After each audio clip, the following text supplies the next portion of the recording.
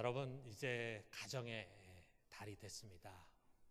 5일은 어린이날이고요. 8일은 어버이날이고 또 21일은 둘이 하나가 된다. 그래서 부부의 날 해가지고 우리 한 달 동안 우리가 이제 가정의 소중함을 좀 돌아보고 우리 가정을 좀 회복하는 그런 한 달이 되었으면 좋겠습니다. 이렇게 유럽 보면은 굉장히 많은 나라들이 있는데요. 우리가 유럽을 크게 남유럽과 북유럽으로 나누는데 남유럽은 이제 이탈리아라든지 스페인이라든지 또는 그리스 이런 나라들이고 북유럽은 독일이라든지 또는 스웨덴이나 핀란드나 노르웨이, 덴마크 같은 나라들인데 이 남유럽이 북유럽에 비해서 좀 가난합니다. 뭐 아주 가난하다는 뜻이 아니지만 북유럽에 비하면 가난해. 북유럽은 남유럽보다는 잘 살고 또 복지에도 잘 돼 있고 또 사회 건강 시스템도 참 잘 돼 있어요. 자, 그럼에도 불구하고 오히려 북유럽보다도 남유럽 사람들의 건강 수명이 훨씬 높습니다. 남유럽 사람들이 건강하게 오래 살아요. 자, 그 이유가 뭔가? 그 이유가 딴 데 있는 것이 아니에요. 남유럽 사람들은 가족 간에 서로 돌보면서 사는 문화가 북유럽보다 잘 돼 있어요. 북유럽 같은 경우는 성인이 되면은 또 결혼하면은 당연히 부모를 떠납니다. 부모하고 아주 멀리 떨어져 사는 사람들이 많아요. 자, 그런데 예를 들어 이탈리아 같은 경우에는 부모와 함께 사는 성인의 비율이 3분의 1이나 된다 그래요. 그러니까 굉장히 많은 사람들이 부모님과 함께 살거나 또는 가까운 곳에 사는 거죠. 자, 그래서 서로 가족들 간에 돌보고 또 유대관계를 갖다 보니까 그것이 건강하게 오래 사는데 영향을 미치는 거예요. 이게 가족이라는 게 좀 얼마나 소중한지 모릅니다. 물론 가족은 우리들에게 큰 의지와 기대를 담이 되기도 하지만 또 다른 한편으로는 많은 갈등과 슬픔과 고통의 원인이 되기도 하죠. 자, 가정에는 이런 양면성이 있습니다. 자, 그런데 우리 가정의 소중함은 다른 무엇보다도요, 그것이 사랑의 근원지라고 하는 것입니다. 자, 모든 사람 어느 누구도 예외 없이요, 그 인생은 가정의 중심되는 어머니의 뱃속에서부터 시작이 돼요.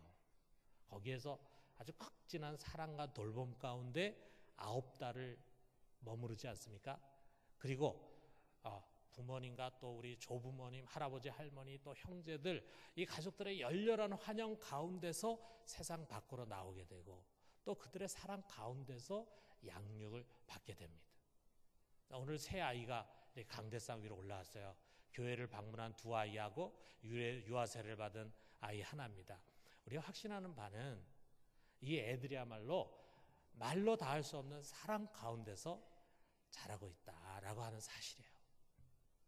지금 이 아이들에게는 뭐 궁궐 같은 좋은 집이나 금으로 만든 침대나 또는 비단 이부자리가 중요한 것이 아닙니다. 그냥 엄마의 따뜻한 품이면은 충분히 행복해요. 그 품에 안기면은 수많은 사람들이 오가는 시장 한복판에서건 오두막집까지 초라한 집에서건 값싼 솜 이불에서건 아이들은 행복합니다. 엄마의 젖을 먹고 배부르면은 세상에 부러울 것이 없어요. 그 말은 뭐냐면 아이들은 좋은 옷과 좋은 집이 아니라 엄마 아빠의 사랑으로 자라는 것입니다. 아기를 위해서라면은 목숨이라도 내던질 수 있는 그런 사랑이야. 막 오늘 여기에 아기를 데리고 온 새 부모는 다 같은 마음일 거예요. 이 아이를 위해서라면은 내가 목숨이라도 내놓을 수 있다. 아마 이곳에 앉아서 예배드린 분들 중에 아이를 키우시는 분들은 다 공감할 것입니다. 우리 대부분이 다 그런 사랑 가운데서 이렇게 자라났어요.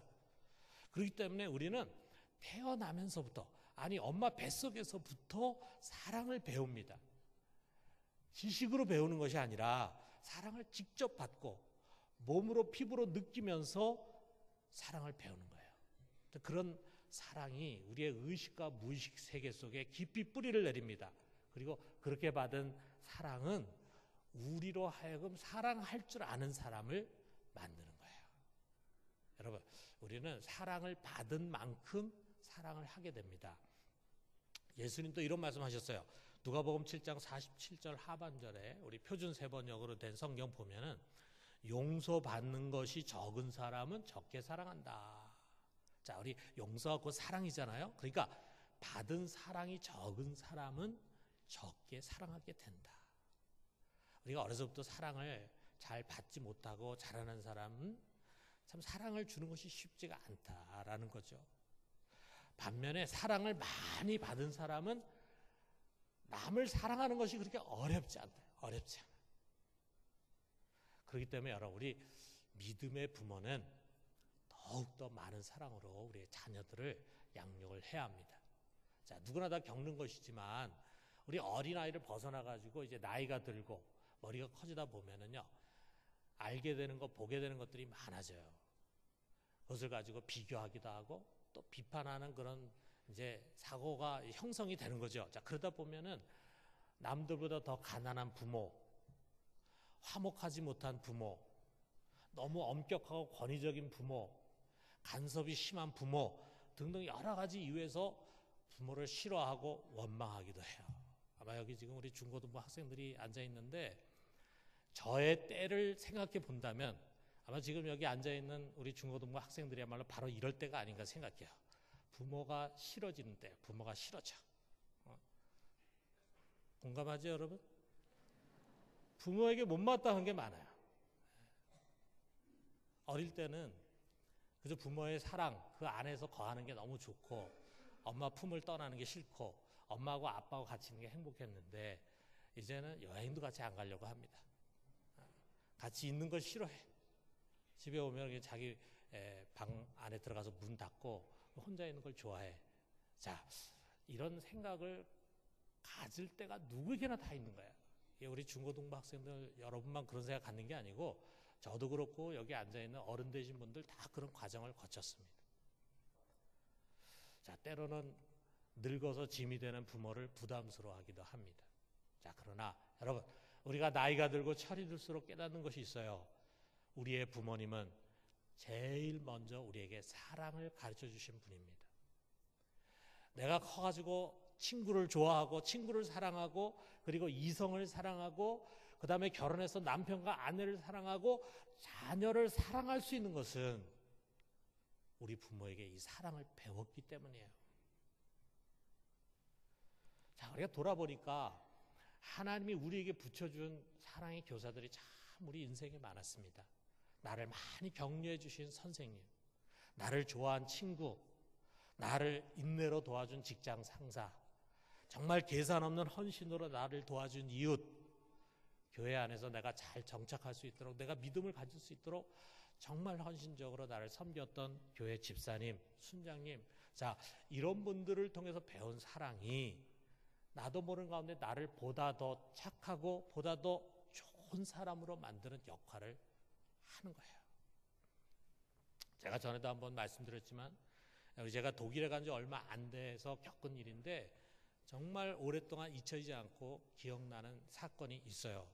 저희가 독일에 간 지 얼마 되지 않은 주일입니다. 제 기억으로 한 4월 정도 되는데 독일이 4월 날씨가 너무 안 좋아요. 그리고 추워요.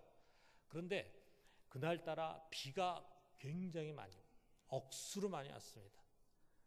꼭 장마에 비 오는 것처럼 비가 많이 쏟아지는데 저희들이 이제 예배를 오후 예배를 드리니까 예배 드리고 또 이제 성도들 교제 나누고 이렇게 하는데 이제 독일은 겨울이나 봄까지는 굉장히 해가 빨리 져요. 그래서 그날 예배 마치고 오는데 벌써 어둑어둑해졌습니다. 비는 막 억수같이 오는데 고속도로를 타고 오는데 저희 차가 너무 오래되고 낡아가지고 고속도로 위에서 섰버렸어요. 그래가지고 급하게 차를 이제 갓길로 세웠습니다. 그런데 그리고 난 다음에 어떻게 해야 할지를 모르는 거예요. 지금 같으면 전화가 핸드폰이 있으니까 전화를 걸어가지고 우리가 보험회사든 보험 차량을 불러가지고 거기서 이제 고치면 되는데 그때는 전화가 없잖아요. 그리고 독일 간 지 얼마 안 되니까 이때는 어떻게 해야 하는지 우리 한국에서 그런 거 잘 경험도 없고 배우지도 않은 것 같고 어떻게 할지 몰라. 그래서 그냥 우리 아이와 또 우리 집사람하고 셋이서 차에서 비상등만 켜고 가만히 기다리고 있는 거예요.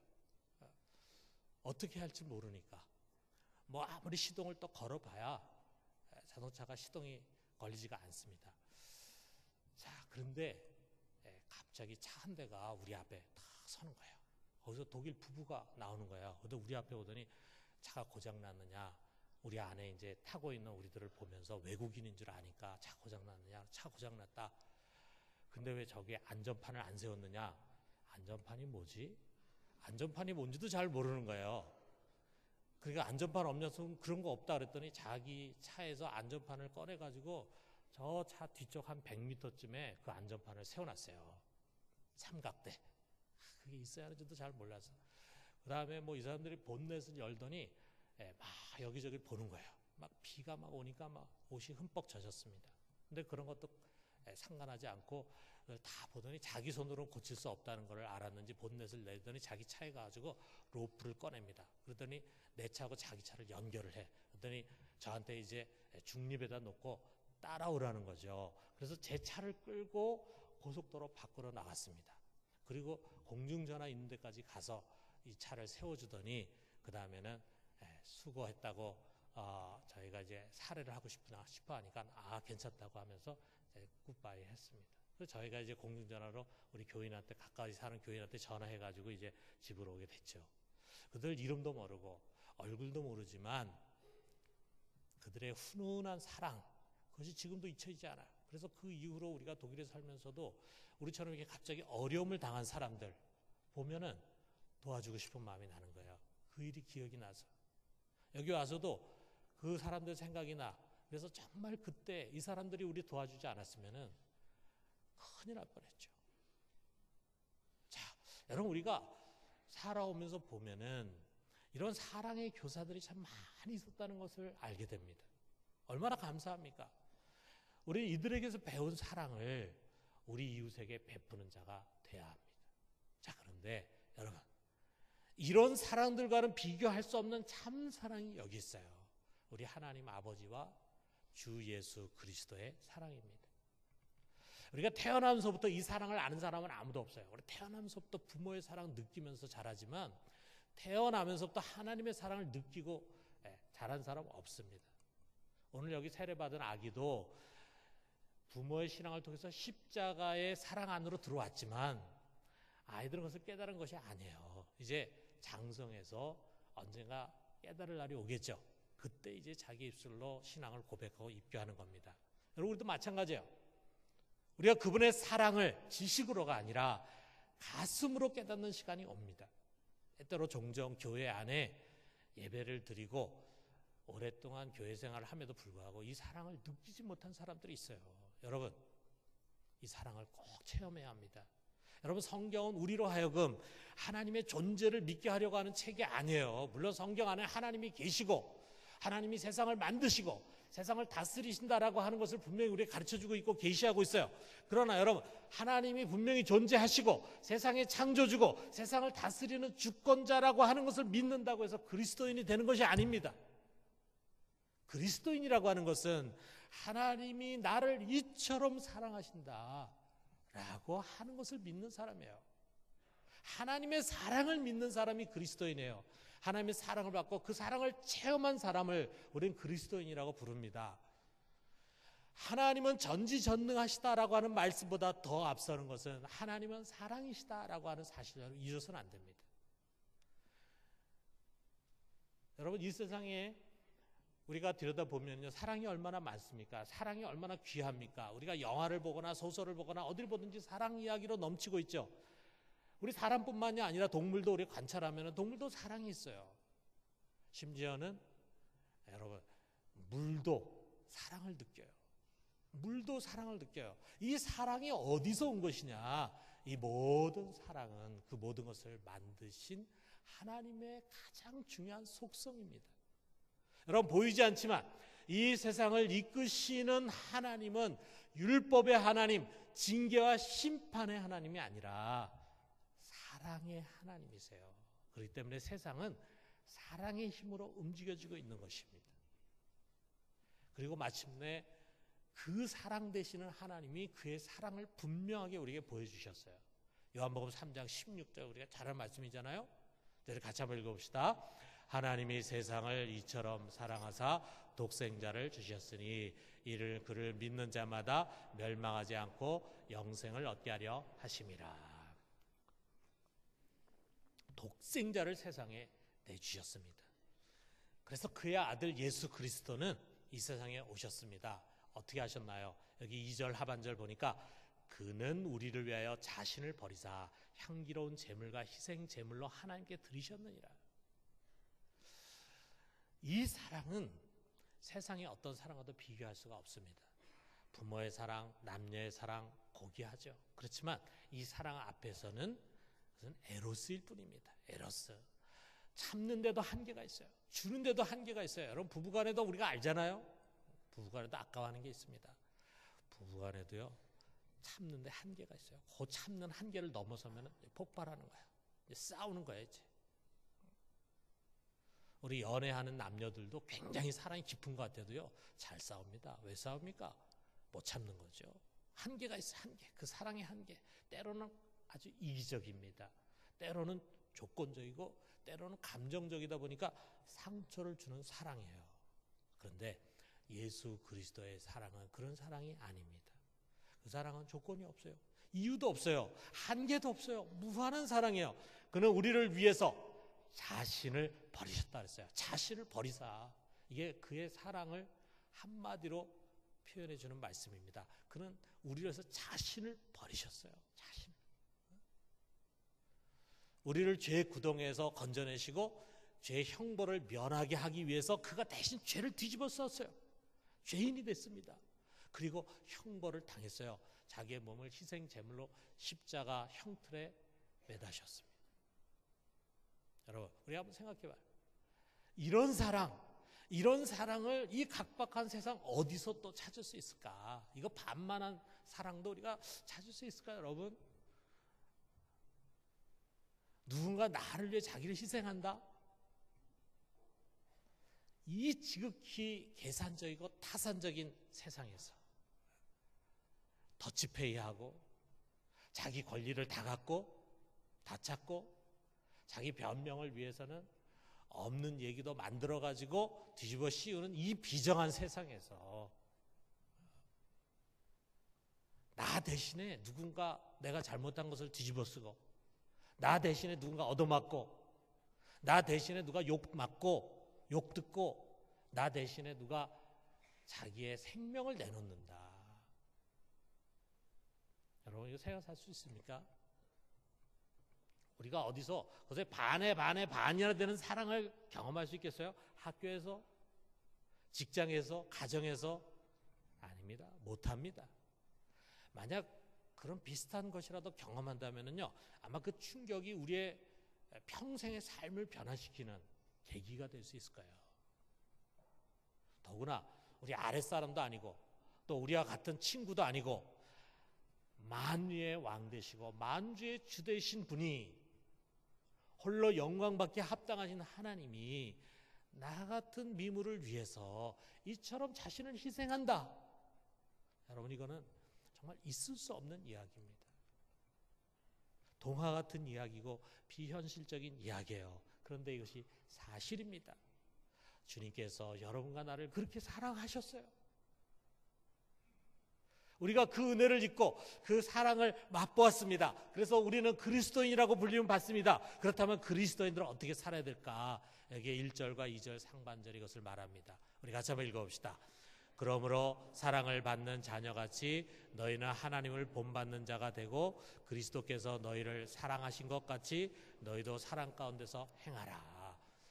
하나님과 그의 아들 예수 그리스도가 우리의 사랑의 교사라 이거죠. 사랑의 선생이라 이거죠. 부모님도 우리의 사랑의 선생이고 또 우리를 사랑해 주신 선생님 또 친구들 여러분들이 우리의 사랑의 교사지만 그들과는 비교되지 않게 진짜 사랑이 무엇인가를 우리에게 가르쳐 주신 분들이 이분들이에요. 그렇기 때문에 사랑의 아버지이신 하나님 본받아라 라고 하는 것입니다. 그가 사랑하신 것처럼 사랑해라 이것입니다. 그리고 그리스도께서 몸소 사랑을 실천하신 것처럼 그의 사랑 안에서 행하라. 직역하면 아가페 안에서 거니로라 이것이에요. 그러므로 여러분 오늘 우리가 이 명령 앞에서 다시 우리 본연의 자리로 돌아갑시다. 본연의 자리. 여러분, 사랑하면서 사는 것이 우리의 마땅한 자리입니다. 여러분, 우리는 일 잘하는 사람이 되기 이전에 사랑하는 사람이 돼야 된다. 사랑이 모든 일의 동기가 돼야 합니다. 사랑이 없는 일과 헌신은 하나님 원하는 것이 아니에요. 자, 십자가 사랑을 받은 자로서 우리가 우리 주위를 한번 돌아봐요. 특별히 먼저 우리 가정을 좀 돌아봐요. 여러분, 우리 가정이, 믿는 사람이 몸을 담고 있는 가정이 나의 이기심과 욕심, 나의 혈기와 분노, 미움과 증오, 거짓말과 무관심함으로 말미암아 삭막한 사막처럼 되어 있지는 않습니까? 여러분, 이제 주님께서 우리에게 하신 것처럼 먼저 손 내밀고 용서해 줍시다. 먼저 우리가 온유해지고 따뜻해져요. 먼저 우리가 거짓을 버리고 진실해져요. 먼저 우리가 관심을 가지고 다가가요. 그래서 우리 가정으로 하여금 다시 사랑의 뜰로 만듭시다. 비료를 주고 따뜻한 해가 비치면 그것은 아름다운 꽃들로 가득 차게 될 것입니다. 그러면 정말 우리의 가정이야말로 우리의 자녀들을 훌륭한 신앙인으로 키우고 훌륭한 하나님의 자녀로 훌륭한 시민으로 키우는 그런 교육의 장이 될 것입니다. 여러분, 어떻게 우리의 자녀의 신앙을 교회 주일학교에만 맡길 수 있겠어요? 일주일에 한 번, 그것도 예배드리고 선생님과 딱 30분 갖는 그 대화의 시간으로 어떻게 우리의 자녀들의 신앙교육을 다 맡길 수 있겠어요? 여러분, 우리의 자녀들의 신앙교육은 우리 가정에서 해야 합니다. 그런데 유감스럽게도 우리의 자녀들이 가정에서 신앙을 잃어버려요. 부모님의 삶의 모습을 보고 신앙의 회의를 느껴. 우리 아버지는 교회에서 집사님이신데 집사가 원래 저렇게 하는 건가? 이런 생각을 가져요. 우리 어머니는 권사님이신데 그래서 교회에서는 뭐 많은 일도 하고 존경도 받고 그러는데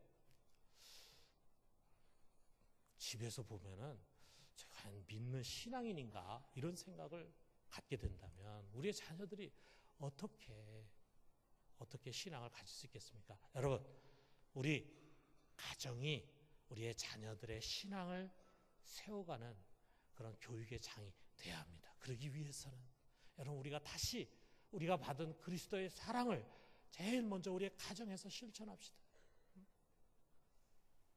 때로 우리의 가정 안에는요, 사랑하기 힘든 사람들이 있어요. 때로 가족이 왼수처럼 느껴지는 때가 있어요. 아마 여러분 가정에도 그런 사람이 있을지 모르겠습니다. 여러분, 우리가 먼저 손을 내밀어야 합니다. 그리고 그를 위해서 기도해야 합니다. 그리고 다시 그 관계가 회복되기를 위해서 최선을 다해야 합니다. 우리 모두가 이 가정의 달에 정말 믿음의 가정으로 회복될 수 있기를 주님의 이름으로 축원합니다. 아울러서 여러분, 우리 주님께 주신 사랑으로 교인들을 사랑해요. 바로 앞절에 이렇게 말씀합니다. 에베소서 4장 31절에서 32절 보니까 너희는 모든 악독과 노함과 분냄과 떠드는 것과 비방하는 것을 모든 악의와 함께 버리고 서로 친절하게 하며 불쌍히 여기며 서로 용서하기를 하나님이 그리스도 안에서 너희를 용서하심과 같이 하라 그랬어요. 여러분, 미움을 담고 분노와 섭섭함을 내 속에 담고 있으면 마귀에게 틈을 주는 것입니다. 다 털어내야 돼요. 그래서 주님께서 보여주신 그 사랑으로 사랑해야 합니다. 우리가 교회 안에도 사람들이 같이 모이다 보니까 때로는 사람에게 실망도 느끼고 또 분노를 일으키는 일을 만날 수 있잖아요.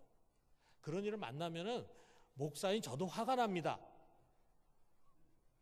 답답한 일, 괴로운 일을 만나면 마음에 시험이 들어요. 그건 사실이에요. 그런데 여러분, 그것을 계속 간직하면 안 됩니다. 우리가 기도하는 자리에서, 예배드린 자리에서, 그리고 우리 목장 가운데서 같이 말씀 붙들고 교제하는 자리에서 우리가 자꾸 털어버려야 돼요. 털어버려야 돼요. 그래서 우리 속에 증오가 담겨져 있지 않고 분노가 담겨져 있지 않고 섭섭함이 담겨져 있지 않도록 해야 됩니다. 그래서 마귀에게 틈을 주어서는 안 됩니다. 여러분, 우리 직장에서 우리는 사랑의 사도입니다. 우리의 직장은 그리스도의 사랑을 실천하는 장입니다. 여러분, 우리가 이해관계가 아주 극하게 대립하고 있는 우리의 직장 속에서 우리 동료들에게 조금만 더 양보하고 조금만 더 배려한다면 그들은 감동을 받을 것입니다. 그리고 누구보다도 주님께서 기뻐하실 것입니다. 여러분, 우리는 이 사회에서 사랑을 나눠주고 평화를 세워가는 사도가 돼야 합니다. 여러분, 지금 우리가 속해 있는 이 사회는요, 한마디로 증오 사회예요. 증오 사회. 증오가 여기저기서 이글거립니다. 자신과 견해가 다르고 자신과 지역이 다르고 자신과 이념이 다르면 서로 척지고 미워하고 원수가 되는데, 정말 원수가 돼도 그런 원수가 될 수가 없어요. 정치인들은 또 그것을 부추기고 선동을 합니다. 여러분, 우리 그리스도인들이 그런 소용돌이에 빠져들어가서 그 내면의 분노와 증오로 가득 찬다면 마귀에게 틈을 주는 것입니다. 여러분, 우리 그리스도인들은 그렇게 할 이유가 없어요. 그렇게 해서도 안 됩니다. 그렇게 하면 우리는 결코 평화의 사도가 될 수 없습니다. 여러분, 이 세상 돌아가는 것을 한번 들여다봐요. 착한 사람이건 악한 사람이건 간에 하나님은 모든 사람들에게 해를 비춰주지 않습니까? 여러분, 의로운 사람이건 불의한 사람이건 간에 하나님 모든 사람들에게 비를 내주지 않습니까? 이게 우리 하나님 아버지의 사랑입니다. 우리는 그런 하나님의 사랑받는 자녀들입니다. 우리 하나님 아버지를 본받아서 우리도 이처럼 사람을 가리지 말고 사랑으로 대하도록 합시다. 아울러 여러분, 사람이 사는 곳은 어디나 사랑하기 어려운 사람이 있기 마련입니다. 심지어는 원수처럼 여겨지는 사람이 있기 마련이에요. 그러나 여러분, 우리는 잊어서는 안 됩니다. 우리 주님 많은 원수들에게 둘러싸여 있었을 때 원수를 사랑하셨습니다. 자기를 비방하고 자기를 때리고 짓밟고 찌른 자들을 용서해 달라고 기도하셨습니다. 그게 우리의 주님입니다. 그러므로 우리 주님을 우리는 본받아야 합니다. 여러분, 이 사랑의 자리에서 우리가 멀리 가지 않았나 돌아봅시다. 뭔가 지금 나의 삶은 마치 그리스도의 사랑을 전혀 모르는 자와 같이 그렇게 살아가고 있는 것이 아닌가, 우리가 돌아봅시다. 사랑하는 성도 여러분, 이제 다시 사랑의 자리로 돌아갑시다. 사랑 가운데서 행합시다. 그래서 우리가 있는 자리에서 사랑의 열매를 많이 맺을 수 있게 되기를 주님의 이름으로 축원합니다.